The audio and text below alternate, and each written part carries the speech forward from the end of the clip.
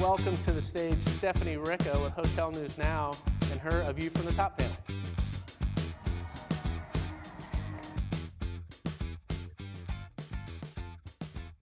Lee. Boy, I don't know how we're going to go on after Fred. I know. I think I was wiping a few tears from my I know, I eyes. was I'm kinda sure we all were. And you know, while we settle down, I want to, Fred talked about leading with purpose. And before we all exit the stage, our last question, so just start to be prepared. I'm going to ask you all how to define leading with purpose within your own organization so that we can riff off of some of that culture that Fred just exudes and always has for his entire career. So welcome all. Hope you all, those in the back, come on up. I'm Stephanie Ricca, Editorial Director of Hotel News Now. I am here with BWH's Larry Kukulik, G6 Hospitality's Julie Aerosmith, Ellie Maloof, IHG. Oh my gosh, John, Jeff, Sinesta, Wyndham, you know all these guys, so I'm not even going to give them a chance to introduce themselves because if you don't know them by now, you should.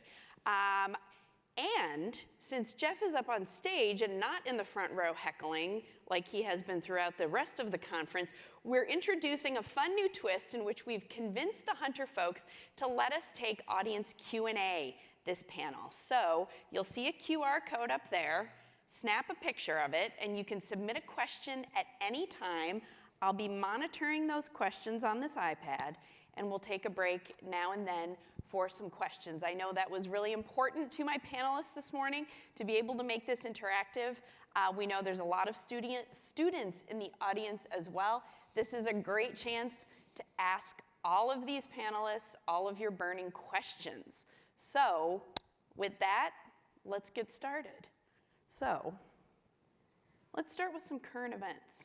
It has been 3 years since pandemic lockdown, which I know we all measure in time in terms of the Hunter Conference because that was that first cancellation. 3 years since the pandemic, 2 weeks since this little banking crisis that we've been experiencing in the United States and abroad, 1 day since Adam Sachs let us all know yesterday that US likely would go into a mild recession, which of course, spoiler alert, that's the most expected news that we've had all year. And we're a couple hours away from seeing what's going to happen next with interest rates. How y'all feeling? Let's go down the row. You know, it's also been 2 months since the last investment conference when everybody just had unbridled optimism and enthusiasm. So not to bring it down, but let's just go down the row and tell me how you're feeling. We'll do a little pulse check. Keep it quick and we'll go down the row. Larry, how are you feeling right at this moment? New term, cautiously bullish. Everybody usually says cautiously optimistic. I'm going cautiously bullish. 5 things you've got to watch. Inflation, interest rates, banking stability, geopolitical actions, and unemployment. That's my list of 5 for the day. Cautiously bullish, write that down. Julie, how are you feeling right at this moment? So I was going to use cautiously optimistic. I think that it's, we keep getting this news of, bad news. But honestly, we're continuing to see investment interest. We're still seeing growth. So it's just this dichotomy that is really interesting times. So I think, being in economy lodging, we've got a little bit of cushion there, so we tend to perform well. But I think we've got some choppy waters ahead. Ellie. Long-term optimistic, I think. All the things you mentioned, right? The pandemic, supply chain, inflation, higher interest rates, just hasn't broken the will of people to travel, hasn't broken the will of this industry. Demand is near record, rates are at a record. Global travel is actually just resuming in most of the world. We resumed 2 years ago. China's just booming again now. Europe is very strong. I was in Europe last week. Everywhere I went, whether Florence, Rome, London, they never had a low season. They're expecting a booming summer. Yes, we're going to have another story. Today's the Federal Reserve. Tomorrow it's something else. But we should take courage from the fact this industry has not been broken. It's been interrupted here and there. We're going to have other interruptions. Long-term trends really good. The fundamentals are unchanged. Long-term, optimistic. Trust the journalists to only bring up the bad things, but don't worry, we will have lots of opportunity to talk about the highlights and the silver linings. John, how are you feeling this morning? Yeah, I say throw caution to the wind. I'm bullish. I think that, for a lot of the reasons that Ellie stated, that, the industry is headed in the right direction. Leisure travelers, I think the pandemic showed everybody that how important travel is to their life, and I think people feel it's one of their rights to get out and travel. And I think that if times get tough economically, that'll demonstrate, particularly to business people and people attending group conferences like this, the importance of personal interaction and getting out and meeting your customers. And I think it'll actually be more beneficial in a lot of ways versus where we've been over the past few years. So I'm looking forward to 23 and 4 or 5. Jeff. As am I. Our friend and industry expert, Mark Woodruff, can I quote that, the new blog that you've got out? I agree with it. Handed me his new blog, which is entitled "Waiting for a Recession is Like Waiting for Godot," and that Mark, who I respect as much as I respect every other expert that's been up on these panels, which have been great the last 2 days, believes cautiously optimistic for 23, much brighter for 24 and 25 for all the reasons that were just mentioned.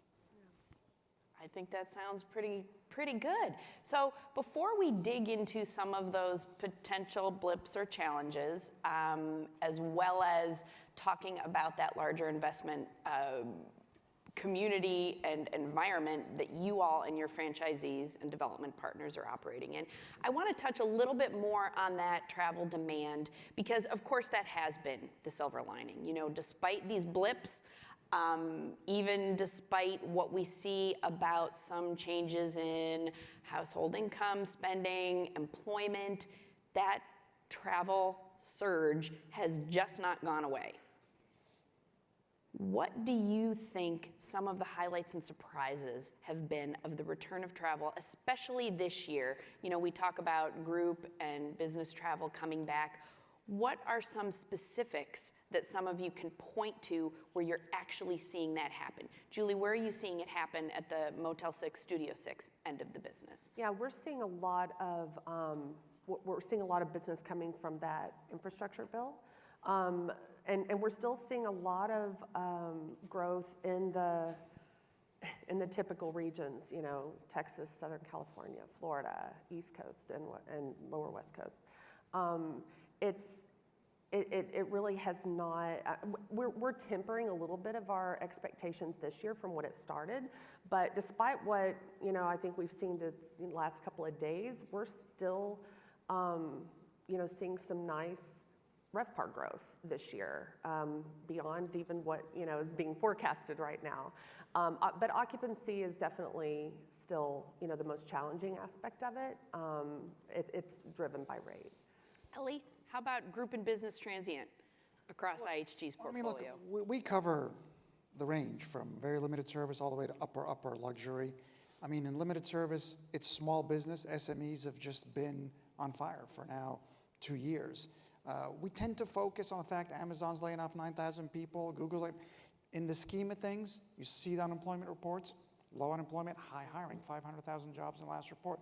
SMEs, the heart of America, are driving the economy.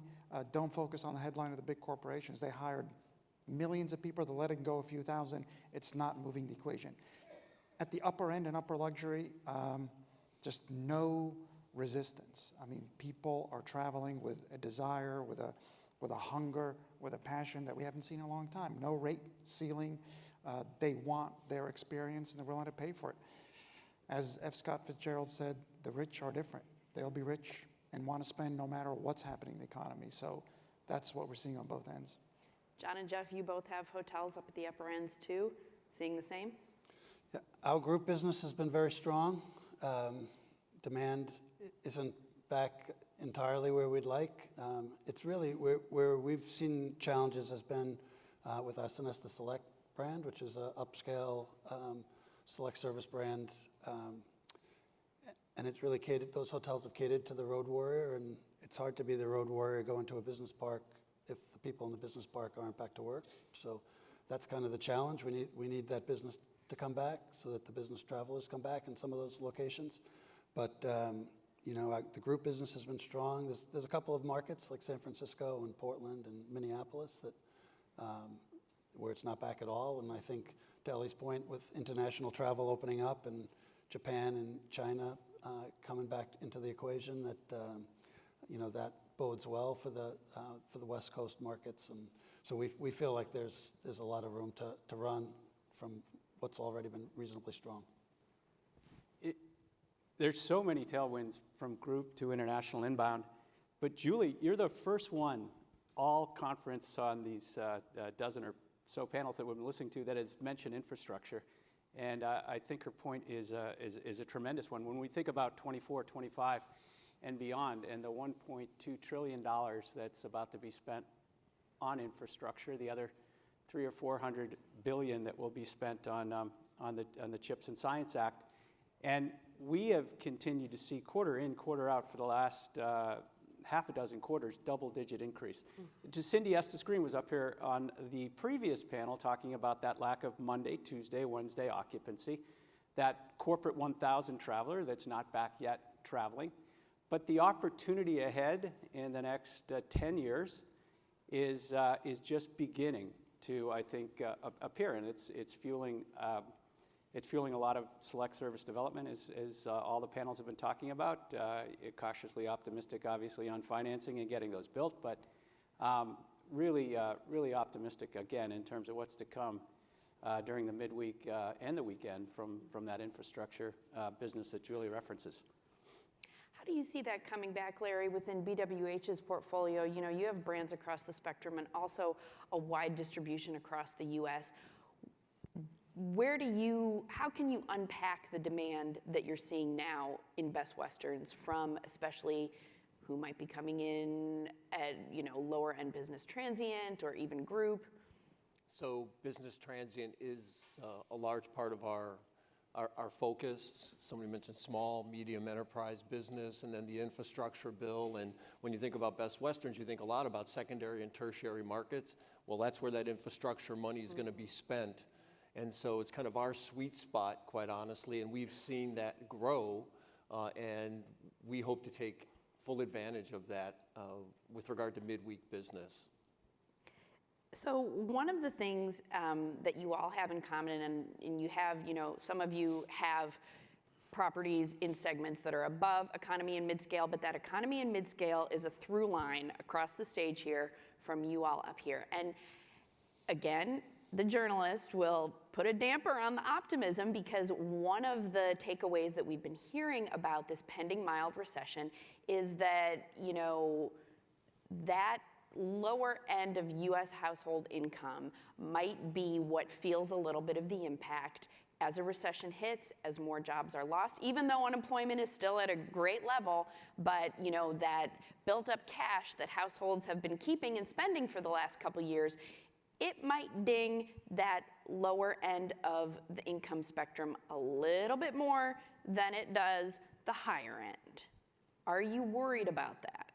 I'm going to disagree with you. Okay. Because the exact opposite could occur, where somebody who's willing to pay a certain ADR is now going to lower their expectations and come down to... So a trade down effect. It'll trade down. And so I think that's going to be a greater impact than what you downer of a journalist want to put on me. And so, Yes. honestly, we're thinking that it's going to have a positive effect Which has on happened us. We in see past the same recessions. situation. Airfare's expensive, flights are full, and we see folks constantly, I'm going to drive instead of fly, and I'm going to stay, And it also, along the way. And it also makes more important loyalty programs, I think, where you can use a free night redemption or you can buy down using points to discount your rate. Those are all things we're leveraging to take advantage of the pressure you relate to. I mean, look, what's potentially, harmed the lower income segments of our population hasn't been the fear of this recession that we keep waiting for but doesn't happen and hopefully won't. It's been the inflation that we've seen over the last couple of years when they've had to pay more for basic, food, fuel, energy at home, healthcare, all those things. But that's more in the rearview mirror. You see, energy costs are way down. Natural gas is down 80% from the peak. You know, gasoline is way down. So that's behind us. Food inflation is behind us. Actually, most inflation is one that we're benefiting from. It's services, it's airfares and hotel rates. When you look at where inflation is today, it's what we're trying to drive ourselves. But the goods, food, fuel, energy inflation is actually flattened out and declining. So that's a bit of a tailwind for the population for 23 going forward. And if this long-awaited and hopefully never happening recession doesn't occur with the low unemployment you have and the wage increases, I mean, we're just announcing wage increases for 2023. They're the healthiest we've announced in my years in the company. And I think we're doing it competitively because you're doing it and you're doing it and you're doing it, and so we're all trying to keep up. And that's good for households. I think there's a bit of a tailwind from flattening in inflation and rising incomes. Yeah, I would add that some other forces as well. I mean, in addition to maybe more international travel coming in, you know, Jeff talked about and others have talked about infrastructure. There's a lot of benefits to that infrastructure. It creates jobs at you know, mid-tier income levels. So, you know, that'll be great for the economy. A lot of the hotels in the economy through mid-scale cater to not just those workers who are working on fixing the roads and the bridges and the airports and providing better cable and internet, but those hotels are along those roadsides. And if the highways are actually safe to travel and you can cross bridges safely, and you know, you're more likely to jump in your car and go on a trip and visit some of these smaller markets around the country and see what a great country we have. So I think you know, that you know, there's the trade down effect too, is if your income levels change.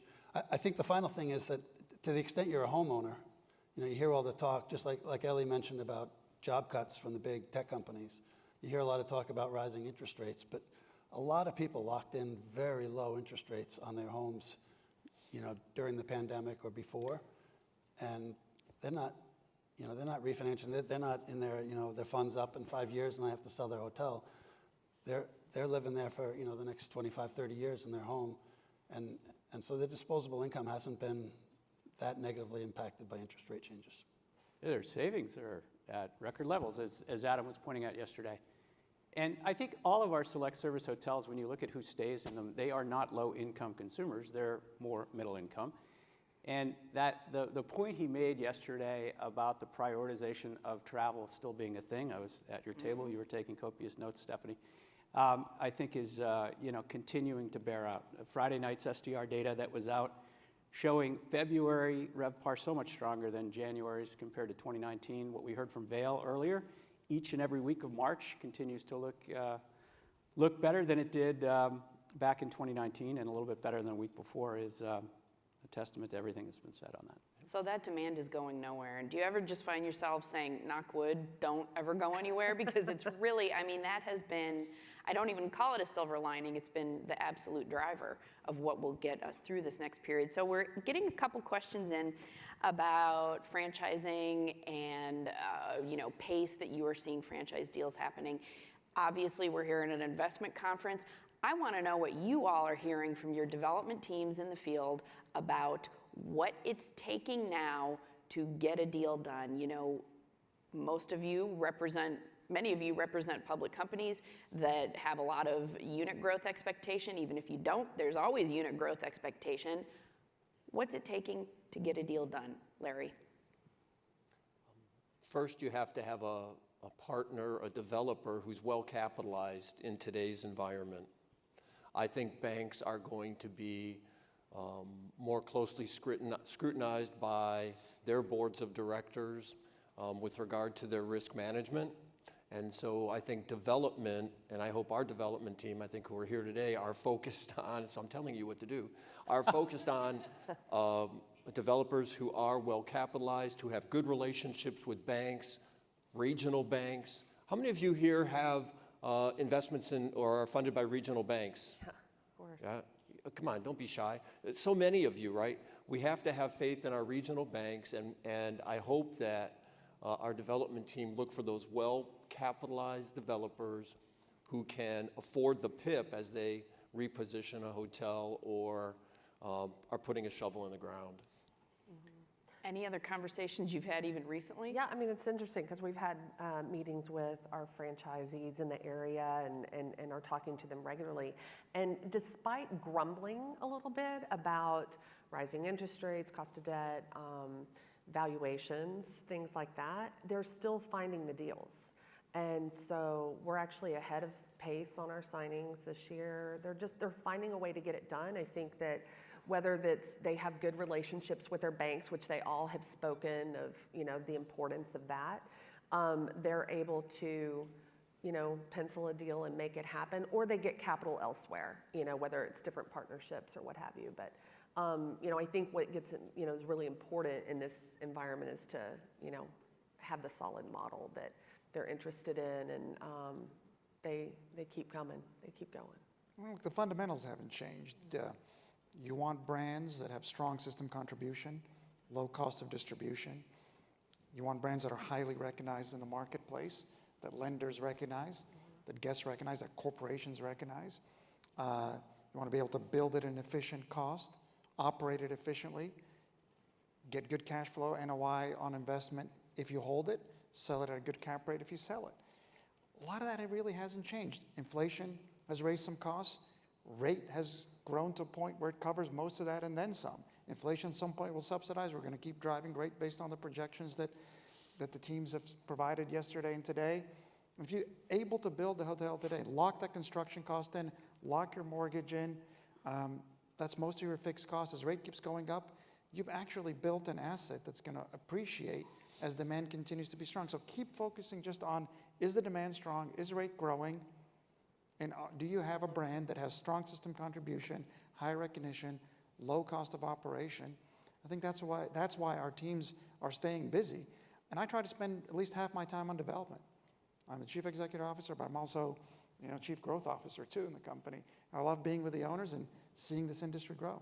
And those are all fundamentals of developing hotels in a normal business cycle, which thank goodness we're in, right? And we're not talking about the COVID effect of the last 3 years. It's all very normal. How about any issues financing the PIPs? Looking down at Jeff and John. Sonesta's, unusual maybe among this panel in that, we call ourselves the 80-year-old startup. We've only been franchising for 2 years. A year ago, we were having discussions where, people were asking, what is Sonesta? Who is Sonesta? This year, we're seeing a lot more activity, and it's more, how do I get in on the gig with Sonesta? And so, we're seeing a lot more activity, and I think, one of the things that attracts franchisees to Sonesta is that we own a lot of hotels, and there's fewer and fewer brands and hotel companies where the brand is also owning, and so whatever we do for PIPs to our franchisees, we're doing to ourselves as well, and whatever flexibility we offer them, we offer ourselves. So it's a fine line, making sure you maintain strong brands and strong brand standards, but listening to your franchisees and being flexible, and being in the same boat with them has really resonated. How are those brand standards conversations going at Wyndham with your franchisees? Yeah, I think flexibility is key. And to the question on PIPs, it was certainly an issue here on stage with the Main Street and the Wall Street panels yesterday. I think for hotels that had to close and had to use their CapEx reserves for interest carry, that's a real issue right now. But I think for most of our small business owners of economy, mid-scale, select service hotels, they had a better 21, which is pretty amazing, than they did 19, and a better 22 than they did 21. And they have been able to maintain, to your question, their brand standards, and they're feeling better right now. And to the development question, feeling that if they can find an asset to renovate, if they can find land to build, if they can get that finance, that there's never been a better time to do it than there is today, given what they believe to be the beginning of a multi-year, 7, 8, 9, 10-year cycle, as we're all, I think, in every panel saying the future continues to look bright. They'd rather have a renovated new asset that opens up in 24, 25 going forward if they could do it in 23. Yeah, I agree with that.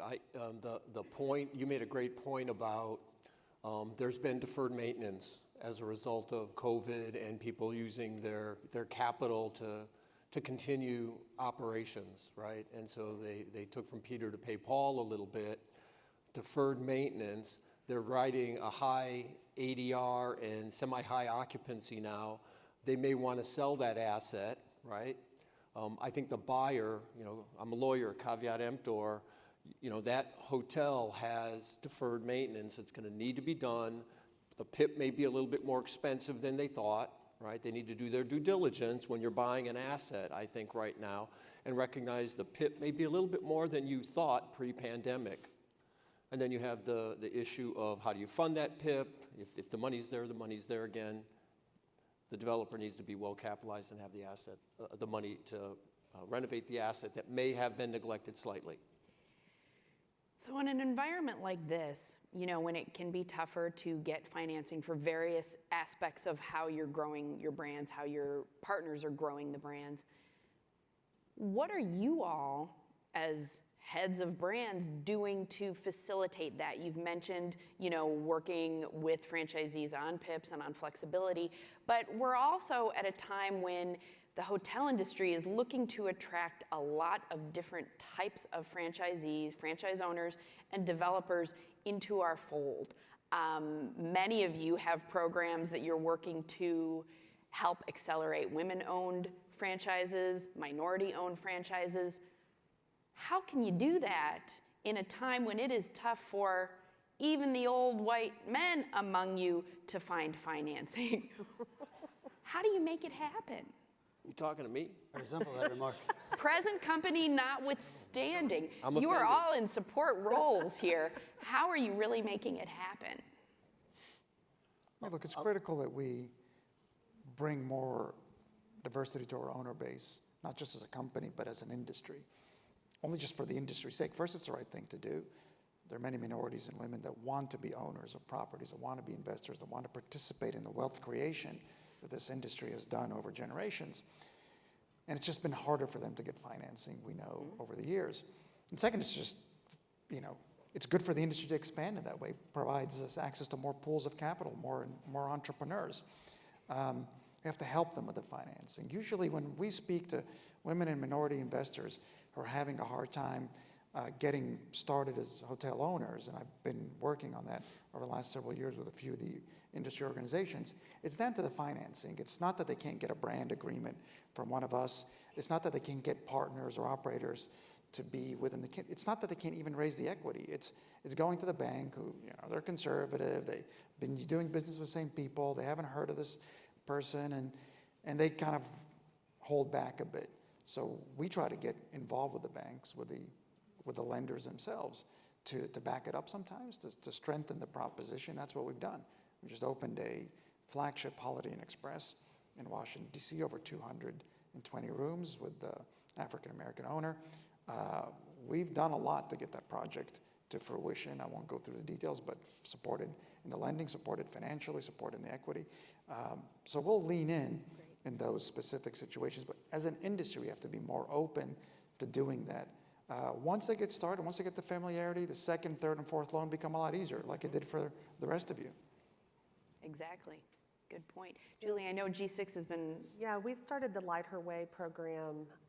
We launched that last year. We've expanded it to it's more like the way, so that we are encompassing some of the other minority groups. I think it's twofold. I mean, I think it needs to be embedded culturally within your company. It's hard to reach minorities and women-owned when you don't see that within the company. So I think that's something that we've done a very good job with at G6, where there's a lot of evident diversity within our company. And then, I think, to your point, I think you have to lean in on, it's not just a funding issue. It's really step-by-step helping them understand how to identify a good location, how to consider, your pitch from a lending perspective. And I think when you are partnering in that way, there's a lot more success involved. And we find there's a lot of minorities or female, especially, that are actually behind the scenes doing a lot of the work. So sometimes it's really just a matter of building their confidence, pulling them out from the shadows, and getting them out there and ready to run their own hotel and own their own. You know, Steph, I think we should commend Bob and Lee and Teague for this conference. Not every conference does this, but including, to all of the points Julie just made, initiatives. Of course, we all, as Ellie was saying, could use our balance sheet and introduce folks to lending, and we all have our initiatives. But conferences like this that put Castell on the beginning of the agenda, and for those of you, how many were in the room for that Castell event yesterday? The rooms were packed. They were. With Peggy Berg kicking us off. And then later that day with Forward, which, you know, we all should try to make a point of attending, that's coming up. And including it in the agenda and promoting it throughout the industry for months in advance is something that this industry could do a whole lot more of to raise that awareness. I know Andy Ingraham's here, and a lot of us will be at NABHOOD. I think all of our brand sponsorship is important, but everyone here in the room, I mean, making those contributions to these foundations that are putting bright young people. We need more Frank Saronis in this industry, you know, coming in, who's been here 40 years, of all gender and races that really care about this industry. Is really impressive what Hunter's done with raising the profile. It's all more business opportunities, more potential people to draw into the fold. A couple things. First of all, what I've also heard is that it's not necessarily the availability of funds to develop for females and minorities. It's when they go into a bank, they ask, tell me about your experience. Have you run a hotel? Can you run a hotel before they're going to lend them the money? So part of our job, I think, is to elevate them in our organization so that they have the experience level, so they have credibility when they go to get financing, number one. Number two, we have this thing called Future Leaders Group. It's interesting, you know, so many of our hoteliers get into the business so they have a legacy, so that what they're remembered for when they leave this world or the business. And historically, it was always the mom and dad will leave the business to their sons, right? Well, we see a cultural shift there as well in our industry, I think. And so what we teach our future leader groups is how to convince their parents to transfer the asset early on so that they can kind of be mentored by the parent as they run that organization. And then be able to make that second, third, fourth deal with more experience. Exactly. Leverage that asset, build another hotel, right? And continue that growth opportunity. So it's about experience, and I think also your children convincing you it's time for you to get out of the business and give it to them. Get out of the way, Mom and Dad. That's exactly right. And that's the old white guy that's telling you, to your point. At Sonesta, we're 95% women-owned and people of color. So I think for, you know, only being at this for a couple of years, we have a pretty good mix. We're also a third owned by a public real estate investment trust. And within the RMR group that oversees that, there's a mortgage REIT. So we don't just have some bank relationships, we have some internal capital availability to help our franchisees grow, as well as helping Sonesta grow. So I think that's helpful. So this is a change in tack, but I want to bring it up because a bunch of audience questions have come in about Airbnb, of all things. I think Jamie's numbers about AirDNA have triggered a lot of questions in the audience. And people are asking, it's kind of funny, you know, Airbnb has always been there and kind of fluctuating in terms of how much weight or impact that you all might feel from it at various points in a cycle. But how do you factor short-term rental alternative accommodations into your overall development plans? You know, when you're looking at, hey, Ellie might be saying, we want Holiday Inn Expresses here and we want Vocos here. How do you factor in that that inventory, now that it's matured in a way to be beyond just people renting out their couches, but people having apart hotels and things like that, how do you factor it in? Do you factor it in? Just hasn't been this existential problem or risk that people thought it was going to be 4 or 5, 6 years ago. I think it's grown the market. I think it's grown the market for travel, which then goes to branded accommodation at some point. Sometimes we're speaking in the back where, I think Julie was saying, it's just the right time to go to shared home rental with your family and friends or for a bachelorette party or whatever. Actually, we want you going to shared home rental if you're going to a bachelor or bachelorette party and not trashing the hotel. And I love that point. but then when you want some comfort and assurance about services, about meeting, about restaurant, bar, about pool, spa, then you're going to want branded accommodation. And I think it just has expanded the market. None of the data suggests it has shrunk the market. Now, I do think the other development that we're seeing is communities wanting to contain shared home rentals to the right place. We were talking earlier about, Miami not wanting spring breakers anymore. Well, that's a factor of shared home rentals expanding beyond any form of regulation, where you've not fundamentally changed the nature of that community, where people are saying, well, that's not what I signed up for when I bought here, when I moved here, when I lived here. Fun to have the tourists, but this is out of control. We've seen global cities like Barcelona go way backwards from being a great destination to don't go there right now, because what shared home rentals and the way they've managed it have impacted the community. So I think there's a perfect place for shared home rentals in our industry. It does not affect our franchise and brand growth, but we see communities wanting to limit it. I think that they're doing the right thing. I think, part of Airbnb's success, to the extent you believe they've achieved it, is shame on us as an industry. How many guest rooms we have that have interconnecting rooms. We've seen Hilton runs ads on that now. How many, if you have a family of 4 and you go to New York City, and you get in a 250 square foot room, you're probably going to need at least 2, maybe 3 rooms to get your family in there. That's an expensive trip, even if you're just staying for a night. But if you have a mix of rooms that have connecting rooms, or a mix of rooms that are 2-bedroom suites, or in other markets we have extended stay hotels where we have 2-bedroom suites or 1-bedroom suites with pull-out couches.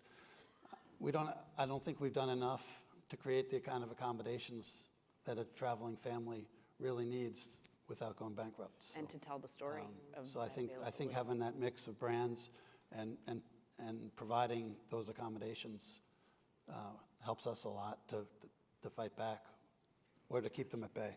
We only have 3 minutes. We haven't even talked about extended stay, but we got to go to our final question because there's only 3 minutes. Now, remember I told you we were going to come back to that idea of leading with purpose? I want to ask you all down the line, we're going to start with Jeff, define how you lead with purpose for the audience and cast it in a way as though, like I mentioned before, we have a lot of students in the audience. Cast it in a way that you are sharing with those people how you can accomplish it in the roles that you have now, working with the number of people that you work with, how you and they can lead with purpose. Our last presenter, our award winner, really said it all. We're here only briefly, and we all hope to make a difference, and it's incumbent upon each of us to try to do that. In the roles, to your question, Stephanie, that we have, I think, in terms of our ability as leaders on the stage to not only identify and hire and retain, but more importantly, promote and develop from a mentorship standpoint. It couldn't be more important to this industry right now than it is today.